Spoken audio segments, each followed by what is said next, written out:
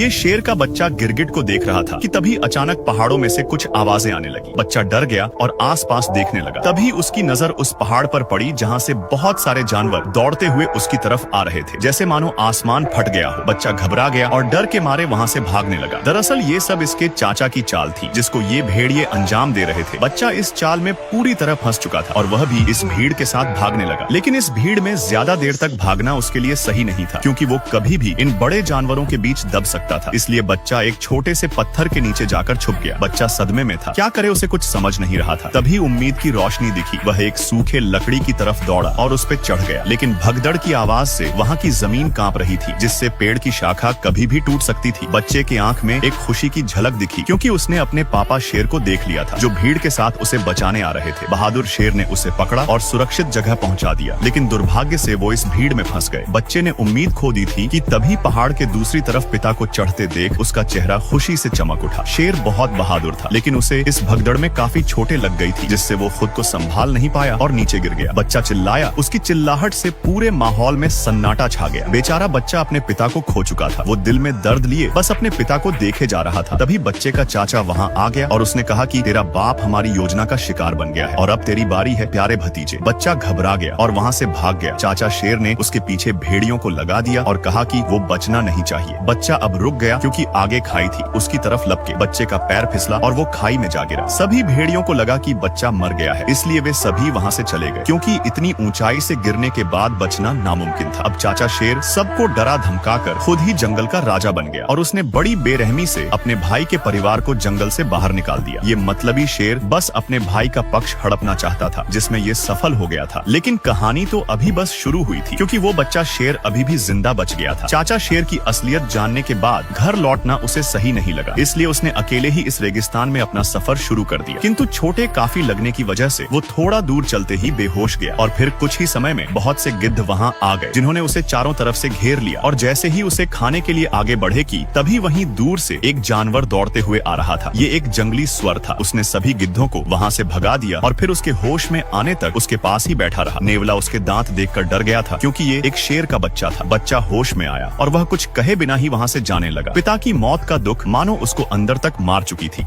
अब वो बच्चा उदास होकर यहाँ से जा रहा था। तभी नेवला और सुअर उससे बात करने की कोशिश करते हैं और बातों ही बातों में वे अच्छे दोस्त बन जाते हैं। वो दोनों उसको हौसला देते कि जिंदगी में हर कोई अपनों को खोता है, ये नियति का नियम है। लेकिन इसका मतलब ये तो नहीं कि जीना ही छोड़ दिया जाए और तुम तो एक बहादुर शेर के बेटे हो। ये सुनकर बच्चा बहुत अच्छा महसूस करता है। अब ये दोनों इसे अपने जंगल लेकर जाते हैं। जंगल को देखकर बच्चा शेर को बहुत अच्छा लगता है, लेकिन यहाँ के जानवर बच्चा शेर को देखकर हैरान थे कि ये शेर का बच्चा इनके जंगल में कहाँ से आया, क्योंकि इनका मानना था कि शेर कभी भी इनके हितैषी नहीं हो सकते। लेकिन नेवला और सुअर ने किसी की बात नहीं मानी और कुछ समय बाद सब लोग साथ में मिलकर रहने लगे। ऐसे ही साथ में रहते रहते कुछ साल बीत गए। अब वो बच्चा बड़ा हो चुका था, जिसको सब सिम्बा के नाम से जानते थे, जो बिल्कुल अपने पिता की तरह ही दिखता था। इधर चाचा शेर ने जंगल में टहलका मचा रखा था। वह अपनी भूख मिटाने के लिए निर्दोष जानवरों की हत्या करता। समय के साथ इसका लालच और भी ज्यादा बढ़ गया था। इसके राज्य में किसी को भी खाना नसीब नहीं होता था, क्योंकि ये अपने सिवा किसी को शिकार नहीं करने देता था, जिससे सिम्बा के परिवार वाले हमेशा भूखे रह जाते थे। लेकिन फिर भी सिम्बा के परिवार वाले बहुत बेबस थे। वे कुछ नहीं कर सकते थे, क्योंकि उनके चारों तरफ चाचा शेर का दबदबा था। और सिम्बा की माँ भी बहुत बहादुर थी। वह बोलती है कि हम अपने गौरव भूमि को ऐसे नहीं छोड़ सकते और न ही हम ऐसे भूखे मर सकते हैं। हमें कुछ न तो कुछ करना चाहिए। सभी उसकी बातों में हामी भरने लगते हैं कि तभी दूसरी शेरनी कहती है, लेकिन उस शेर के खिलाफ जाएगा कौन? किसमें इतनी हिम्मत है? तभी वहाँ भेड़िया आ जाता है और सिम्बा की माँ को अपने साथ लेकर जाता है। सब डरे थे कि अब क्या होने वाला है। सिम्बा की माँ शेर के पास जाती है तो शेर ने कहा कि मुझे पता है तुम लोग क्या योजना बना रहे हो, लेकिन तुम्हारी कोई भी योजना काम नहीं करेगी। सिम्बा की माँ ने कहा, आखिर कब तक तुम ऐसे निर्दोष जानवर की हत्या करोगे? बंद करो ये सब। तभी शेर कहता है कि शिकार करना हमारा फितरत है, अगर हम शिकार नहीं करेंगे तो हम खाएंगे क्या? तो सिम्बा की माँ बोलती है, लेकिन तुम गलत तरीके से कर रहे हो, यह सब गलत है। तो गुस्से में आकर शेर आदेश देता है कि ये बचा कुचा शिकार भेड़िया खाएंगे और तुम्हारा परिवार आज भी भूखा मरेगा, और फिर वहाँ से चले जाता है। इधर सिम्बा पूरी तरह से जंगल में घुल मिल गया था। वह अपने परिवार को भूल ही चुका था, लेकिन रात के घने अंधेरे में वह तारों की तरफ देखते हुए अपने पिता को जरूर याद करता और उदास हो जाता, क्योंकि पिता के मौत का दोषी वो खुद को मानता था। उसी समय उसका एक बाल टूटकर पानी में गिर जाता है, जिसे घास समझकर एक चिड़िया उठाकर अपने घोंसले में ले आती है और दूसरी चिड़िया उससे फेंक देती है, क्योंकि वह जानती थी कि ये घास नहीं एक जानवर का बाल है। अब बाल उड़कर जमीन पर जा गिरता है। तभी उस बाल को उठाकर एक चींटी लेकर जाने लगती है। वहीं पास में बैठे बंदर की नजर उस बाल पर पड़ जाती है। वह उसे उठाकर पहचान जाता है कि ये बाल सिम्बा का है, जिससे वो अंदाजा लगा लेता है कि सिम्बा अभी भी जिंदा है। ये संदेश उसके लिए और पूरे जंगल के लिए एक खुशी का संदेश था। उसे एक उम्मीद मिल गई कि भगवान के घर में देर है पर अंधेर नहीं। यहाँ सिम्बा के दोस्त पर एक शेरनी हमला कर देती है। उस जंगल में शेरनी घुस चुकी थी। सिम्बा के दोस्त अपनी जान हथेली में लेकर भाग रहे थे, लेकिन शेरनी के रफ्तार के आगे वे दोनों कब तक टिक पाते। अब दोनों का जान बचाना मुश्किल था, लेकिन तभी वहाँ सिम्बा आ जाता है और हमला कर देता है। दोनों ही शेर जाबाज थे, फिर भी शेरनी उसके मुकाबले में आगे निकल गई। उसने सिम्बा को दबोच लिया, लेकिन सिम्बा उसे पहचान लेता है और उसे लाना कहकर पुकारता है। शेरनी समझ जाती कि ये कोई और नहीं बल्कि सिम्बा है, क्योंकि सिम्बा ही उसे इस नाम से पुकारता था। दरअसल दोस्तों, लाना सिम्बा के बचपन का प्यार था, जो उसे आज कितने सालों बाद मिला था। सालों की जुदाई से दोनों बहुत भावुक हो जाते हैं। अगर प्यार में सच्चाई हो तो वो कभी न कभी जरूर मिलता है, देर से पर मिलता है। लाना बहुत खुश थी कि सिम्बा अभी भी जिंदा है। तभी सिम्बा ने कहा, लाना ये मेरा जंगल है, यहाँ तुम्हें बहुत सुकून मिलेगा। तो लाना ने कहा, सिम्बा ये जंगल छोड़ो और अपने घर चलो। तुम्हारे चाचा शेर ने हम पर बहुत जुल्म किए हैं। उसने हमारे देवभूमि को नर्क बना दिया है। अब तुम्हें वापस चलना चाहिए। लेकिन सिम्बा जाने से मना कर देता है और लाना को यहाँ कुछ देर और रुकने को कहता है। लाना उसकी बात मान लेती है और फिर सिम्बा उसे पूरा जंगल घुमाने लगा। लाना को ये जंगल बहुत पसंद आया था। दोनों बहुत घूमते और बहुत सारी यादें बनाते। आखिरकार कितने सालों बाद सिम्बा अपने प्यार से मिला था। अब दोनों घूम ही रहे थे कि तभी लाना कहती, अगर तुम जिंदा थे तो फिर घर क्यों नहीं आए? तुम्हें अपने लोगों की याद नहीं आती है क्या? तुम्हारे चाचा शेर ने हम सब पर बहुत जुल्म किए हैं। हमारी दुनिया ही उसने बर्बाद कर दी। तो सिम्बा कहता है, मुझे इससे कोई फर्क नहीं पड़ता, अब यही मेरी दुनिया है। सिम्बा पूरी तरह से बदल गया था। लाना ने कहा, सिम्बा तुम्हारे पिता बहुत बहादुर थे, लेकिन तुम उनके जैसे बिल्कुल भी नहीं हो। तुम तो बहुत मतलबी और डरपोक हो। लेकिन फिर भी सिम्बा जाने के लिए नहीं बोलता है, जिससे लाना गुस्से में वहाँ से चली जाती है। अब रात को सिम्बा उदास होकर जा ही रहा था कि उसे एक बंदर दिखता है। ये बंदर सिम्बा को जानता था, लेकिन सिम्बा इसे नहीं जानता था। बंदर उसके पास जाता है, लेकिन सिम्बा उसे पहचानने से इनकार कर देता। तो बंदर कहता है कि मैं तुम्हारे पिता को जानता और चाहो तो मैं तुम्हें उनके पास ले जा सकता हूँ। सिम्बा हैरान था, लेकिन खुश भी था कि शायद उसके पिता जिंदा है। अब दिल में उम्मीद लिए वह बंदर के पीछे दौड़ पड़ा। बंदर नदी के किनारे बैठ जाता है और सिम्बा को नदी में देखने को बोलता है। जब सिम्बा नदी में देखता तो उसे अपने में पिता की झलक दिखती है। बंदर कहता है कि तुम्हारे पिता तुम्हारे अंदर है, जिससे वह जोश में आ जाता है। तभी आसमान में बिजली चमकी और एक आवाज आई। ये आवाज उसके पिता शेर की थी, जो कह रहे थे कि बेटा तू जाबाज है, तुझे हमारी गौरव भूमि को बचाना है, क्योंकि हम एक जाबाज प्रजाति से हैं और शेर जंगल का राजा होता है। राजा ये सुनकर सिम्बा जोश से भर गया और अब उसके अंदर सोया हुआ शेर जाग चुका था। वो पूरी तरह से तैयार था। अपने गौरव भूमि को बचाने के लिए उसने जोर से दहाड़ लगाई और इस लड़ाई का आगाज कर दिया। अब यह सिम्बा का नया रूप था, जिसे हराना नामुमकिन था। सिम्बा अपने गौरव भूमि की तरफ निकल पड़ा और कुछ दूर पर उसे लाना भी मिल गई। लाना उसका यह रूप देखकर बहुत खुश हुई। अब दोनों साथ में अपने गौरव भूमि पर पहुंच चुके थे। अपने भूमि की ये हालत देख वह बहुत दुखी हो गया। तभी लाना कहती है, सिम्बा अब आगे क्या करोगे? सिम्बा ने कहा, अपनी भूमि की रक्षा करूंगा, जिसकी जिम्मेदारी मेरे पिता ने दी है। उसी समय एक पक्षी उसके पास आया। ये सिम्बा के परिवार का हिस्सा था। उसने सिम्बा को प्रणाम किया। कुछ देर बाद सिम्बा के दोस्त भी आ गए। वे जानते थे कि यह लड़ाई आसान नहीं होगी, लेकिन फिर भी वे उसके साथ खड़े थे। सिम्बा ने उन्हें समझाया कि इस राह में मौत है, तुम लोग वापस चले जाओ। तभी सुअर कहता है, हम जब तक जिंदा है तब तक तुम्हारा साथ देंगे। इस युद्ध में सभी जानवर सिम्बा के साथ कंधे से कंधा मिलाकर खड़े थे। अब सिम्बा सभी को अपने साथ लेकर आगे बढ़ा, लेकिन सामने रास्ते में कुछ भेड़िए भोजन कर रहे थे। सिम्बा ने उन सभी का ध्यान भटकाने की जिम्मेदारी अपने दोस्तों को दिया। नेवला और सुअर उनके सामने आ गए और भेड़ियों का ध्यान अपनी ओर खींच लिया। भेड़िए उन्हें देखकर दहाड़ते हुए दौड़े और इस बीच सिम्बा लाना के साथ दूसरे रास्ते से आगे बढ़ गया। दूर पहाड़ी पर बैठा बूढ़ा बंदर ये सब देख रहा था। उसकी आंखों में वर्षों का अनुभव और अब एक नई चमक थी। उसने अपने हथियार को फिर से उठाया, जिसे उसने मुफासा की मौत के बाद त्याग दिया, लेकिन अब सिम्बा के लिए वो भी लड़ने को तैयार था। इधर चाचा शेर सिम्बा की माँ को अपनी रानी बनने को बोल रहा था। अगर उसने ऐसा नहीं किया तो वो उनके पूरे परिवार को खत्म कर देगा, लेकिन सिम्बा की माँ मना कर देती है। तो चाचा शेर कहता है, मैं मुफासा से ज्यादा शक्तिशाली हूँ। इस पर सिम्बा की माँ कहती है, तुम मुफासा के सामने भीगी बिल्ली हो। चाचा शेर गुस्से में आकर शेरनी पर हमला कर दिया। चाचा शेर की नीयत बहुत खराब थी। जिसकी नीयत खराब हो वो दूसरों का कभी भला नहीं कर सकता। तभी एक खौफनाक दहाड़ की आवाज सुनाई दी। ये दहाड़ सिम्बा की थी। सिम्बा को देखकर चाचा शेर डर गया। उसे लगा कि ये उसका भाई है, क्योंकि सिम्बा बिल्कुल अपने पिता के जैसे दिखता था। तभी सिम्बा ने कहा कि दूर हो जाओ मेरी माँ से। शेरनी की आंखों से आंसू बहने लगे। सालों बाद वो अपने बेटे को देख रही थी। वो उसे गले से लगा लिया और कहा, बेटा इतने दिनों से कहाँ थे? तो सिम्बा कहता है, माँ अब मैं सब कुछ ठीक कर दूं। उसकी वापसी से जैसे पूरे परिवार को फिर से जीने की वजह मिल गई। अब उनकी जिंदगी में रोशनी आने वाली थी। सिम्बा को जिंदा देखकर चाचा शेर को बहुत गुस्सा आया और उसने कहा, भतीजे तुम्हें जिंदा देखकर बहुत खुशी हुई। सिम्बा ने कहा, काश चाचा तुमने थोड़ा अच्छा काम कर लिया होता तो शायद मैं तुम्हें आज छोड़ देता। तो चाचा शेर ने कहा, तमीज से बात कर, तुम इस जंगल के राजा के सामने खड़े हो। उसी समय लाना ने पूरे जंगल के सामने ऐलान किया, अब से हमारा राजा सिम्बा है और हम उसके लिए लड़ेंगे। सिम्बा के परिवार ने भी दहाड़ लगाकर युद्ध का आगाज किया। सिम्बा ने चेतावनी दी, अपनी हार स्वीकार कर लो चाचा, अब तुम्हारे पास कोई और रास्ता नहीं है। लेकिन चाचा शेर भी चालाक था। उसने कहा, अरे बच्चे, मैं नहीं चाहता कि मैं तुम्हारा काल बनूं। और तुम सबको पता है कि सिम्बा ने क्या किया है। प्यारे भतीजे, तुमने इनको बताया नहीं कि तुम अपने पिता के हत्यारे हो। अपना गुनाह कबूल कर लो और सबको बताओ कि तुम्हारे वजह से हमारे महान राजा मारे गए थे। अब सिम्बा का पूरा परिवार बेचैनी से सिम्बा को देखने लगा। तभी सिम्बा सिर झुकाते कहता, हाँ पिताजी, मेरे वजह से मारे गए थे। मौके का फायदा उठाते हुए चाचा शेर ने कहा, देखो ये है तुम्हारा मसीहा जो अपने ही बाप का हत्यारा है। आज इसी की वजह से महाराज हमारे बीच में नहीं है और ये क्या राजा बनेगा जिसने अपने ही पिता को निगल लिया। चाचा शेर ने अपनी चालाकियों से सिम्बा की आवाज को दबा दिया और उसके पूरे परिवार को उसके ही खिलाफ कर दिया। वो कहते हैं ना, सांप भी मर जाए और लाठी भी न टूटे, ये वाली हालत उसने सिम्बा का कर दिया था। अब चाचा शेर उसे डराने लगा और कहा, मेरे कदमों में गिर भतीजे। तभी घबराहट में सिम्बा का पैर फिसला और अब वो चट्टान पर लटका हुआ था। उसी समय अचानक से एक आग उगलती हुई बिजली गिरी। अब वो समय आ गया था जब एक पापी का अंत होने वाला था। चाचा शेर ने कहा, यही खौफ मैंने तुम्हारे पिता की आंखों में देखा था जब तुम्हारे पिता इसी तरह अपनी जान की भीख मांग रहे थे। फिर चाचा शेर ने उछलकर सिम्बा के पैर को दबा लिया और धीरे से कहा, प्यारे भतीजे, तेरे पिता को मैंने ही मारा था, बिल्कुल इसी तरह से, और आज तेरी बारी। इतना सुनते ही सिम्बा को वो दर्द भरे पल याद आने लगे। सिम्बा की आंखों में आग जल उठी। उसने पूरी ताकत से चाचा शेर के बाल पकड़े और चट्टान पर वापस चढ़ाया और चिल्लाकर कहने लगा, कैसे भाई हो तुम जो अपने ही भाई को खा गया। तभी चाचा शेर ने कहा, ये अपना जुर्म छुपाने के लिए मुझे फंसा रहा है, इसकी बात मत सुन। शेरनी ने कहा, जब तुमने महाराज को मारा नहीं तो तुमने उनकी आंखों में कैसे देखा। ये सुनते ही चाचा शेर का चेहरा फीका पड़ गया। अब उसका अंत करीब था। फिर भी उसने हार मानने के बजाय भेड़ियों को आदेश दिया, मार डालो इन सबको। वो सारे खतरनाक भेड़िए सिम्बा के ऊपर टूट पड़े। एक भयंकर युद्ध छिड़ गया। सिम्बा अकेले ही उन भेड़ियों का सामना करने लगा। इधर लाना ने भी परिवार को लड़ने का आदेश दिया। सिम्बा का पूरा परिवार एकाएक कर भेड़ियों पर टूट पड़ा। ये था एक भीषण युद्ध जो सदियों से रुका हुआ था। तभी इतने सारे भेड़ियों के बीच एक अकेला सिम्बा कमजोर पड़ने लगा। अपना पल्ला भारी देख सारे भेड़िए उसे मिलकर नोचने लगे।